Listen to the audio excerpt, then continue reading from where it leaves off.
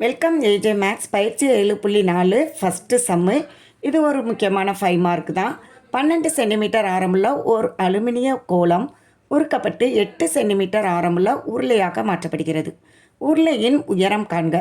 First கோலத்தை எடுத்துக்கிறாங்க, அதை என்னவா மாற்றுறாங்க? உருளையாக மாற்றுறாங்க. அப்போ எது மாறாது? அதனுடைய கன அளவு மாறாது. இது நமக்கு நல்லா தெரியும். இப்போ யாரை கொடுத்துருக்காங்கன்னா கோலத்தினுடைய ஆரம் கொடுத்துட்டாங்க. இதில் 2 ஆரம் மென்ஷன் பண்ணப்பட்டிருக்கு. 12 சென்டிமீட்டர் உருளையினுடைய ஆரமும் கொடுத்துருக்காங்க, கோலத்தின் ஆழமும் கொடுத்துருக்காங்க. அப்போ நம்ம R1 R2ன்னு எடுத்துக்கிடுவோம். இங்கே ஃபஸ்ட்டு கோலங்கிறனால R1 எடுத்துக்குவோம். அது எவ்வளவு? 12 சென்டிமீட்டர். இங்கேயும் இது என்னது?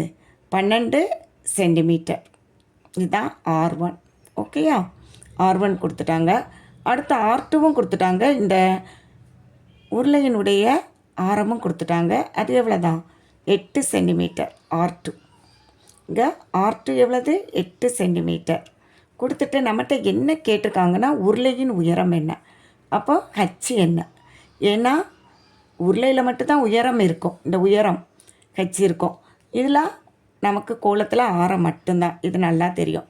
2 பேருக்கும் வால்யூம் ஃபார்முலாவை இங்கேயே எடுத்து எழுதிக்கிட்டிங்கன்னா உங்களுக்கு ஈஸியாக இருக்கும்.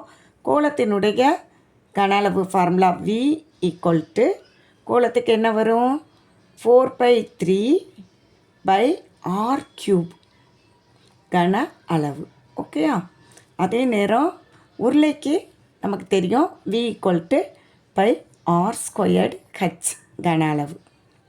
2 பேரையும் வச்சுக்கிட்டோம்னா ஈஸியாக நமக்கு ஃபார்முலா மார்க்கெலாம் ஈஸியாக இங்கேயே நமக்கு கிடச்சிரும். இனிமேல் நமக்கு தெரியும் இந்த கோலத்தினுடைய கன அளவும் இந்த உருளையின் கன அளவும் சேம்னு. அப்போ நம்ம ஃபஸ்ட்டு நம்ம யாரை கண்டுபிடிக்க போகிறோமோ அவங்கள இந்த சைடாக எடுத்துக்கிடுவோம்.